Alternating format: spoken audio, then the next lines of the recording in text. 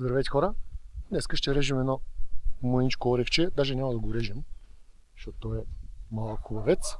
Ще го окастрим, защото както всички знаем, имате ли е така орех и то в някакъв по-малък двор, вярвайте, под него трева трудно ще поникне, камо ли нещо друго. Да не говорим за хоризонталните клони. Всички знаем каква голяма беляса. А сме близо до голямото село, и то от западната страна. Тук зима има. Все още тази година единственото място, където наистина поваля доста, си беше тук западната част на България. И така, хайде, като тръгна нагоре, ще се включвам.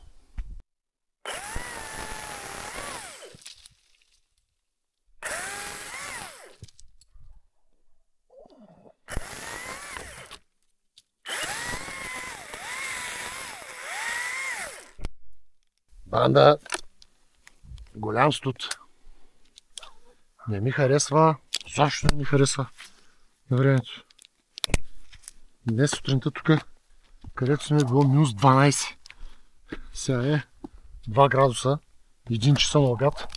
Чакам да изгрее колкото се може повече слънцето. Ще нацепим, банда.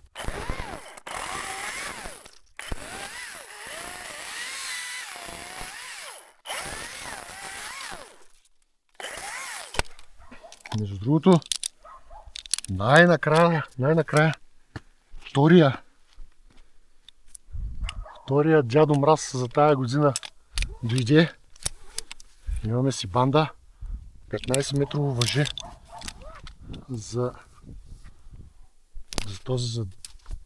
дългия зилон, който ползвам. Той е много дебело и като гледам всичките ненормални надписи, май е нещо, с което Singing Croc много се гордеят. Явно.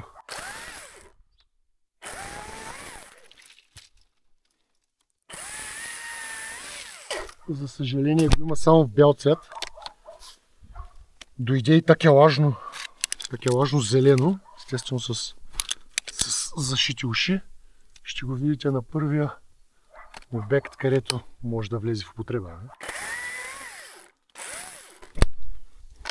Та дойдоха най-накрая въженцата. И така. Понеже веднъж имах критика как съм кастрил с котки. Това е орех, банда. И ми прави впечатление сега. Никъде изобщо не мога да забия котките. Само се подпират. Просто ако е достатъчно старо дървото, ако не е младо, сега ако е някакво мъничко младо дърво, наистина му се пробива кората и правиш някакви щити по самото дърво. Но да кастря, изобщо да се качвам без котки е ненормална работа. Който иска да го прави. Аз искам да знам, че аз ще съм добре.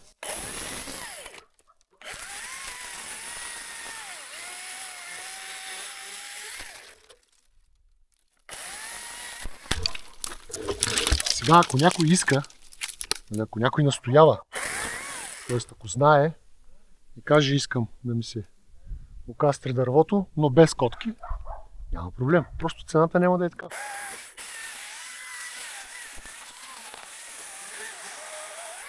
Веднага се сещам едни приятелчета.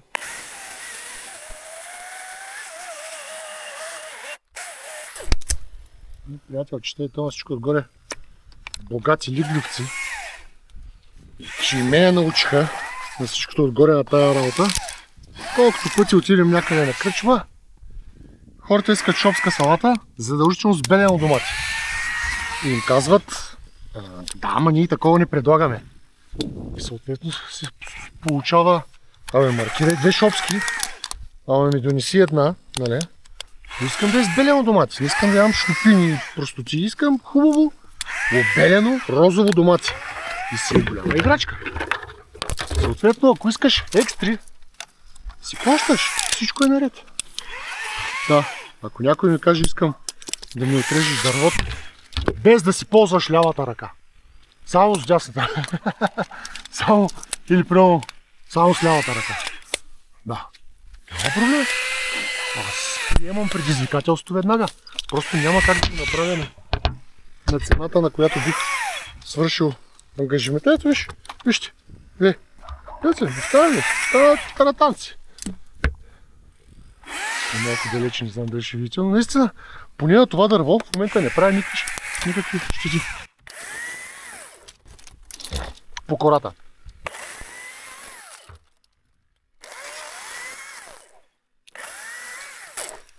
Но като си има предвид парите, които вземам, а вярвайте, аз първо работя на цени, които са от преди 2 години, а цените в магазина Банда не са такива. Много отдавна трябваше да вдигна и аз, но правя всичко възможно. Вижте какви глупости, сменям водещи колелета, съобразявам се с какви вериги и какво ли не правя. Правя всичко възможно да намаля разходите.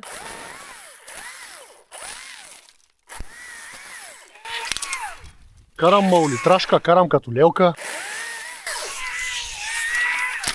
Само да не товаря хората. Не се появи някой лиглю да ми обяснява, той не са правил тези. Не прави го тикате толкова според. Този... Жо, ще ви кажа. Що да не ви кажа? Това дърво, понеже няма нищо, кой знае какво да се пази, освен тази ограда и тук, да го подкастрим, ще видите колко работа е, когато свършим, след около 2 часа. Това, което ще взема днес, са 250 лева. Да. Малко попрекалих в интерес на истината. Сега можеше на човека да му кажа една идея повече сякаш, но е зима Банда. Аз съм човек, който е имал фирми. Много добре знае януари, февруари, колко нулеви месеци са. Даже това са месеци, които обикновено са на загуба.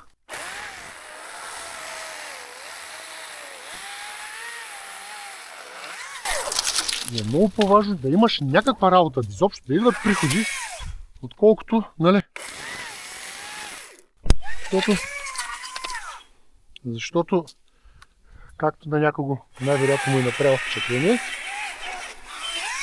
се навъдиха десетки хора, които вече предлагат всичко свързано с дървета. Сега друг е въпросът как го правят, но мисълта ми е, че конкуренцията в рязането на дървета става брутална.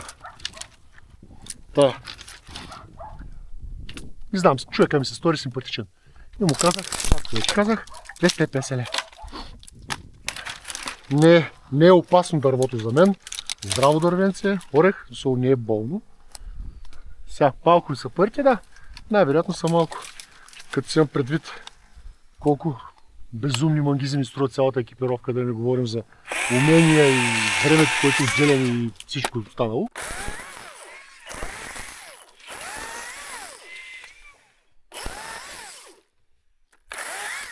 Но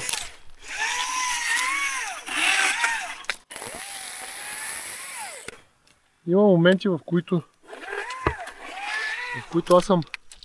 аз съм благодарен, че има подобни обекти, защото сега тук мога да си говоря, да се люлея, да се разсея, разбирате, защото скоро ще ходя в Габрово, мисля, че и ще режа най-огромния орех, пред който някога съм заставал. И често казано, ако отрежа, примерно, 3 такива дървета едно след друго за това, което ви говоря, което ще режа, и много ще се замисля дали да не започна от време на време да прави нещо друго, освен въпросните дървета, защото дървото ще е отвратително трудно. Ще е голям гърч. И когато има такова някакво по-лесно дърво, аз го ползвам да умилостивя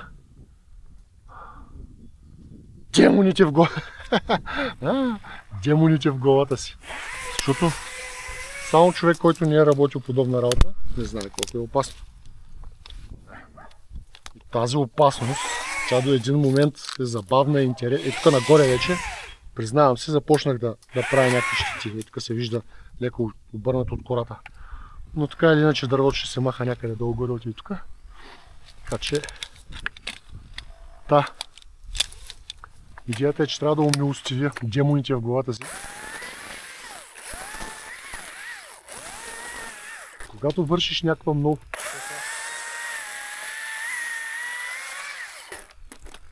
подобна работа, която изисква много концентрация,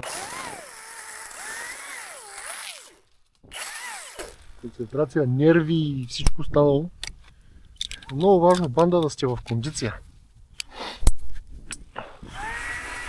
Като за последно, подобни лесни дървета като това ме карат да си харесвам. Ме карат да си харесвам работата. Което е добре. Защото аз не си харесвам работата, тази специалност и всичките рискове и всичките гадости свързани от нея, аз не харесвам, няма да работя. Ще спра. Мога да работя много други неща. Като цяло просто трябва да се избера нещо, което искам да работя и ще го работя. Не искам да се хваля, но това е реалността. Така. Сега. Той е приятел и тук. Приятел. Ще го отрей. Той е малко дългичък. Добре, банда и тук ще разчистя. Ще завържим там при средата, че той не знам дали няма да стигне до оградата. И тогава ще се включвам пак.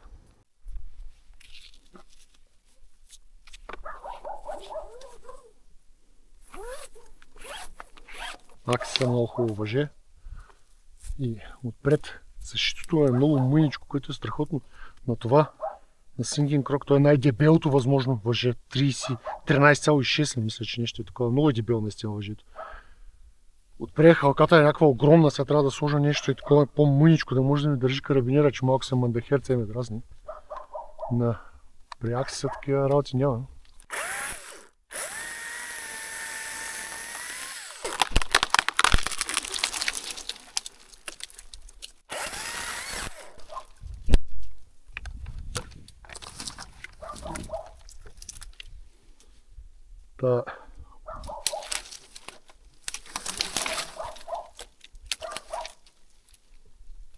Натрежи го, не дърпай.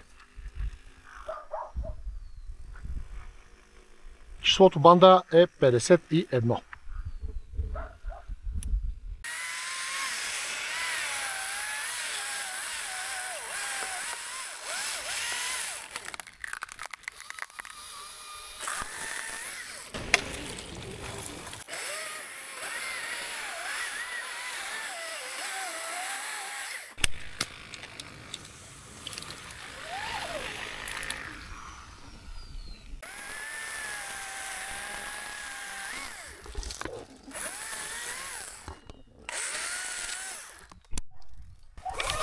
Другото дървото прави впечатление някакви мънички клонки, обаче доста голям брой изсъхнали банда, което не е яко. Гледай от това сега, който се преда целия. Пък младо нещо и боледувало в някакъв момент. Дървенците.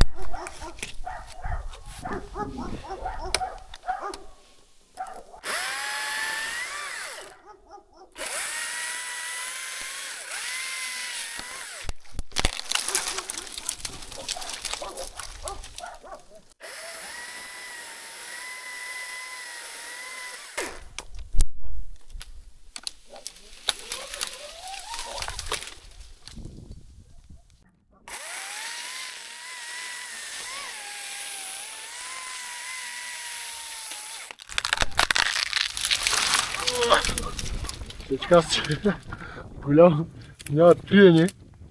Викам той ще се удари и така ще понамали. Така и става.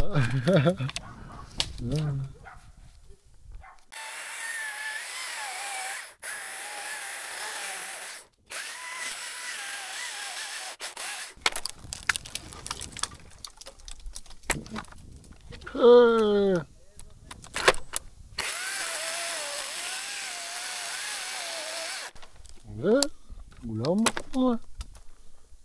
Иска да създава.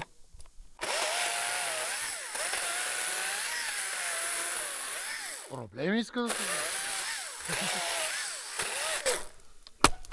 Арши тук е. Пече мириш на свински.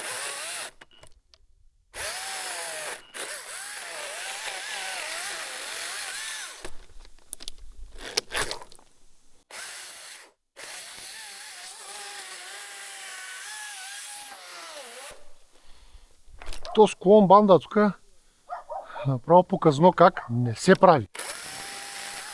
Оп, оп, оп. Оп.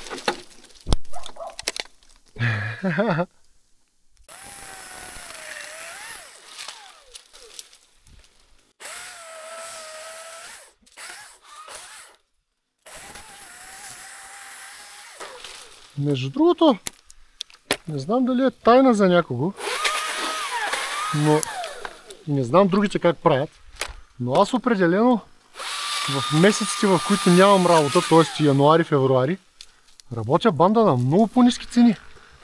Първо, защото е хубаво човек да поддържа целогодишно работа. И второ, нямам проблем да работя на някакви по-ниски цени. До края на февруари, ако някой се е колебаял, най-вече заради цена, дали да му се отрежи дървото, вярвайте, сега е момента да звъните. Най-малкото ще ви излезе доста по-евтино.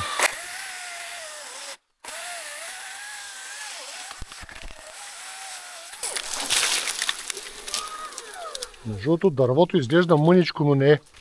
Дърто е много. И там стана същата работа. Старо е дървото, че заради това нищо не правя по кората. Защото не е младо изобщо.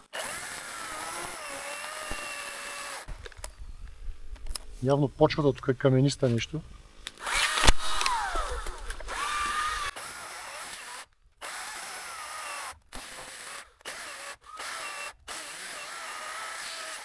Пък Енчо много са пъни нещо. Което означава, че дървото е доста по-твърдо, отколкото съм преценил. Старо е, не е младо в никакъвчето. Дървенцето.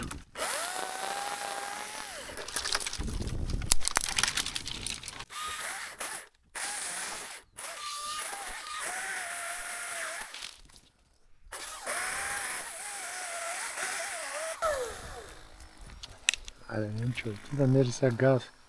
Кога да спираш? Малко.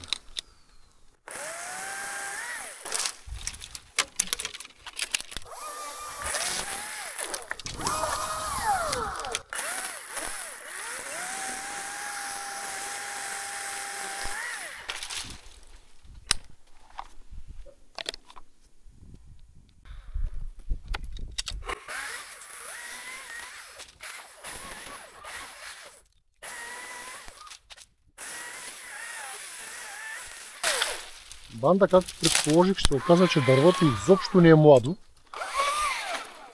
Или след като тръгнах нагоре по него, говоря от това, което изглеждаше, беше се едно на 30 на години младеж. Каза се, че първо дървото е старо доста. Второто, което предположих, и то не е, защото съм баба Ванга, просто събирам мнения на хора, които режа почвата долу, камениста яката. Съответно, дървото старо много. Просто не е пораснало. Изобщо не е младежа, за който го представих в началото. Така изглеждаше? Преди да тръгнеш. Да тръгнеш нагоре. Няма как да знаеш със сигурност.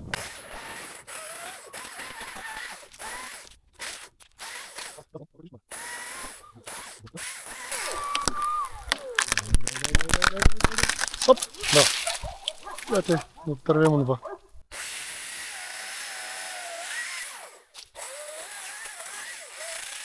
Ми прави впечатление, че Енчо много се напъва. Сега той е слаба машина, ама чак пак толкова.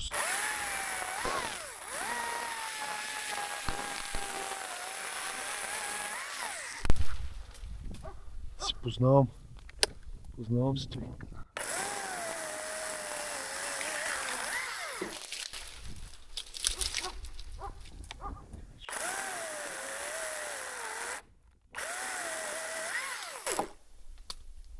Целият тръгнал, ама тъй ще.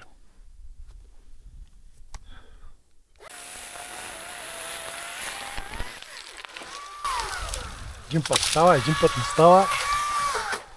Много гадно така, като са различни. Това с... Сега предполагах, че изпращи и ще падне. Сега пак реши да се прави на жилаво.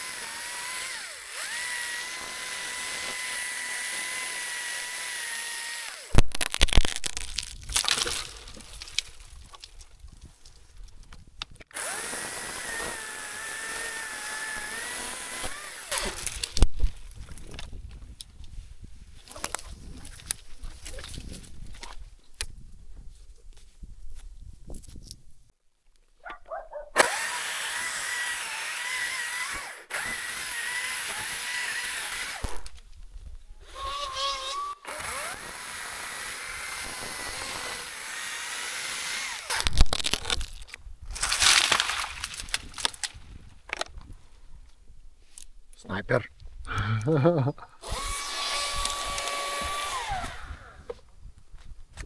Обаче ще го споким още мъничко и тук, защото не е красив. Възрасти просто. Куда е важно да е красив. Така. В принцип идеята беше да ги изравня. Да са подравнени, обаче това е тук банда с тая ямка и там я знам как се казва. Няма смисъл.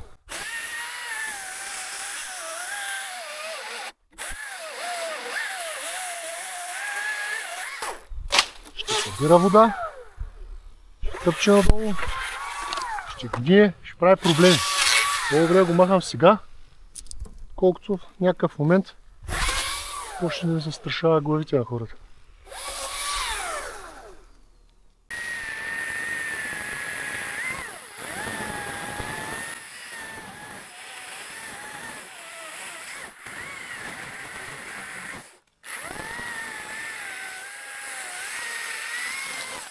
Банда трябва да се дръпне, защото тук е близко до оградата.